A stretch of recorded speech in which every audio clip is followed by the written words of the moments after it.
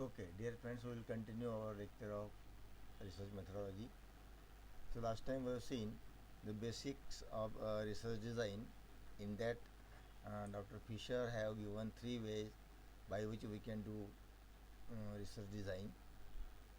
First is replication, second is randomization, and third is local control. So in replication, we have seen we can do the repeated experiments. We can do the experiment twice. And in second, principle of randomization, it provides the protection when we contact or we conduct an experiment against the effects of extraneous factors by randomization.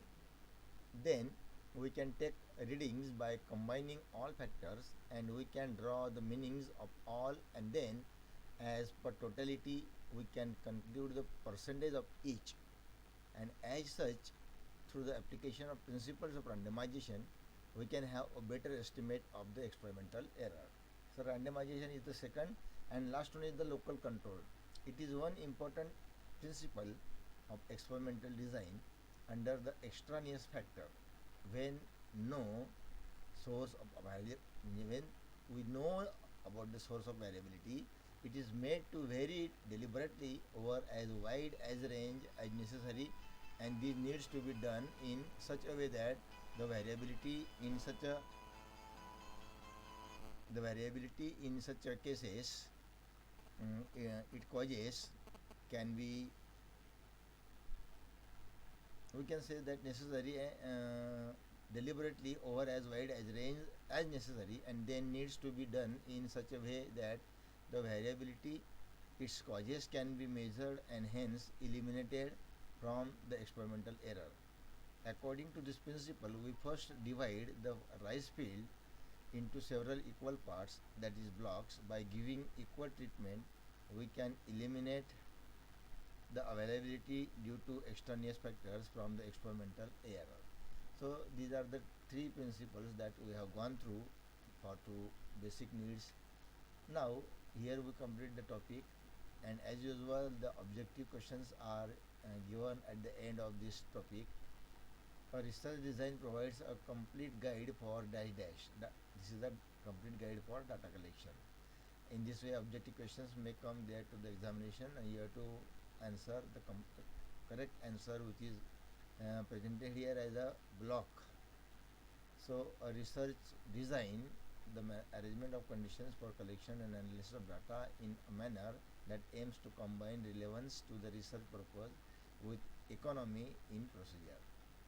So, dash dash prepares, architecture prepares a blueprint before the approval of construction. So dash dash is beneficial, research design is beneficial to save the time and research. So these are the objectives. So unit number 3, we will continue unit number 3 as the data analysis and measurement. So we have seen the design of the experiment, experiments methods, hypothesis. Now we will see data analysis and measurement. Whatever the research you have done, whatever the work you have carried out, you got something with you. That data should be analyzed by statistical methods and it should be measured. Its measurement must be there by statistical ways. So there are different statistical ways that we will see one by one as per the syllabus. So in syllabus, chapter number 3 or unit number 3, sampling, define and needs, then scaling, definition and importance, then tabulation of data, variables, definition, types and example of variables, then frequency distribution, definition, types and examples of frequency distribution, then measurement of central tendency, definition, types and average, that is mean, median, mode, with examples of all these things. D, testing hypothesis, null hypothesis H0, alternative hypothesis H1, level of significance and degree of freedom with example has to be studied in this unit. Now first, sampling, definition and needs. So sampling is very important in science particularly, or in other subjects also we have to collect the samples. either in survey or in a practical work or report or laboratory experiment, whatever it may be. A primary goal in biostatistics is to derive conclusion about an entire group or population. These conclusions enhanced our understanding of how the biological world responds and evolves based on behaviors and characteristics observed in the population. In practice, achieving this goal typically provides difficult as one must mount a compelling argument from evidence controlled from a subset that is typically a fraction of the population. A significant reason for collecting a subset of the population is that in many cases the population is too numerous and therefore infeasible to collect data from every element in the entire set. In some instances, the population may be unknown, and we call this as a subset of the sample population. Then the data what we have collected should be interpreted to interfere the conclusions and little to no bias about the population based solely on the observation of the measurements from the sample. So great statisticians are not only concerned with what the data reveals but also pay due diligence to how the data was obtained. One example is given here of the population. A population to consider is the set of trunk diameters of a given species of tree throughout the entire world. In this example, we could easily convince ourselves that we would needed an extraordinary amount of resources, time, money and staff to collect this colossal set of data. Certainly an infeasible solution. However, if we were to select from this population, a much smaller subset could be easily justified and extend our conclusions based on this sample to the rest of the population. Statisticians would continuously or cautiously say yes. Note that we do not mean population as most people commonly understand the use of the term. Here population refers to a collection of features or measurements from an entire set of objects. Observations or numerical measurements of the sample are used to compute a statistic. A statistic is a numerical measurement derived from a sample. We use a statistic to estimate the parameter of the population in question. For instance, we may be interested in knowing the average of expectancy of certain species of an insect. आता population इथं उदाहरण एकदम best दिलेलं आहे त्यांनी पॉप्युलेशनचं. मग पॉप्युलेशनचे example देत असताना त्यांनी trunk diameter of the given species of tree असं दिलेलं आहे.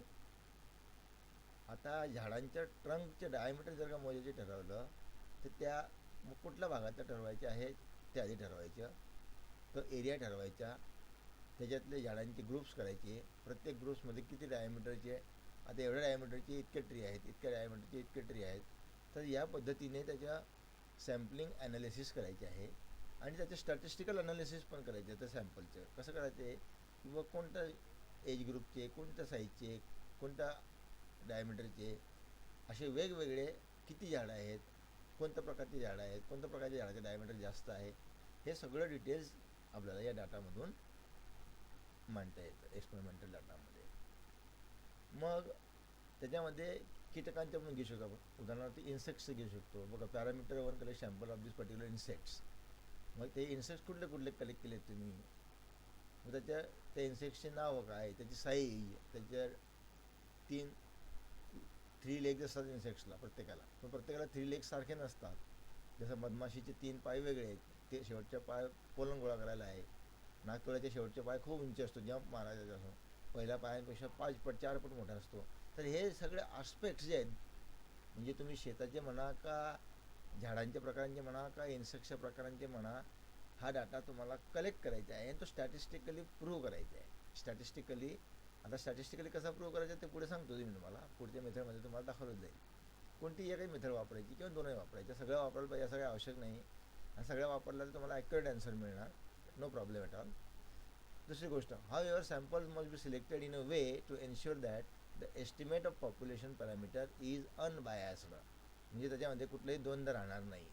एक तुमचं bias in estimates may be lead to false or unjustifiable conclusions about the population in general.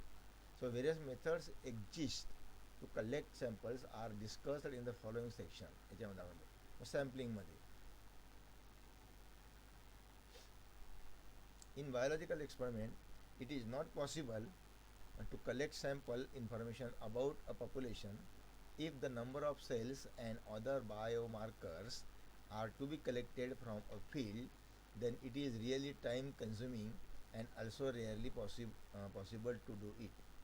Then few cells are taken into account for studying the whole population of animal in that field. The method by which only few items are selected from population in such a way so that they will represent the population is unbiased way is called sampling. The size of sample is an important factor in statistical analysis, which depends on the number of sampling units selected from a population for investigation. The size should not be too big or too small. Taking only 10 values from a plot of 1000 plants will be given erroneous result, and also it is difficult to handle with 1000 number of values. म्हणजे खूप कमी पण नको सॅम्पलची संख्या आणि खूप जास्त पण नको की ज्याच्यामुळे मला कॅल्क्युलेशनला प्रॉब्लेम येईल. सॅम्पलिंग करताना अशा पद्धतीने डिझाईन करायचे की ते इझी आणि बेस्ट होईल अभ्यास करायला. आता नीड ऑफ सॅम्पलिंग का बरं, तर sampling saves time. The data can be collected and summarised more quickly with a sample than complete count of the whole population. आता जर का एखादं जंगल 100 हेक्टरमध्ये असेल तर तुम्हाला 100 हेक्टरमधले कीटक काढायचे असतील तर किती वेळ लागेल. म्हणून एका हेक्टरमधले 10 भाग करायचे आणि प्रत्येक भाग एक एक भाग रोज करायचा. 10 दिवसात तुम्हाला 1 हेक्टरमधला पूर्ण डाटा मिळून जाईल. गुणिले 100 केलं की 100 हेक्टरचे डाटा मिळतो. तर असं हे सॅम्पलिंग मेथडचं ॲडव्हान्टेज आहे. In case of infinite population, sampling is the only method for statistical analysis. Statistical ॲनालिसिससाठी जर का तुम्हाला खूप इन्फायनाईट पॉप्युलेशन, आता पूर्ण पृथ्वीवरची झाडं मोजायची असतील तर तुम्ही किती वर्ष लागतील मोजायला. म्हणून त्याला सॅम्पलिंग, तिथं सॅम्पलिंग किंवा स्टॅटिस्टिकल ॲनालिसिस हे खूप महत्त्वाचे असतं, ॲव्हरेज करायचे असतो. Sampling reduces the cost of experiment because only a few selected items are studied in sampling. फक्त सिलेक्टेड ॲटम्सच सॅम्पलिंगमध्ये स्टडी केले जातात, सगळे आस्पेक्ट केले जात नाही. आता नेक्स्ट 3.2 स्केलिंग. आता स्केल कुठलं वापरायची बुवा, डेफिनेशन आणि importance. Statistical or statistics is an essential branch of mathematics that deals with large numerical data. In statistics, we gather, we organize, manage, observe, calculate, and interpret the given data. There are different types of variables used in statistics. So these are dependent variables and independent variables. Statistical variables may be qualitative or quantitative. While conducting some statistical analysis, it is required to measure the dependent variables used in the research. The exact method of measuring variables depends upon the types of variables utilized in the analysis, and the different types of variables are measured in different manners. So these are the scaling, these are the sampling and scaling methods. Now we will see in details how the scaling method is used, that we will see in the next.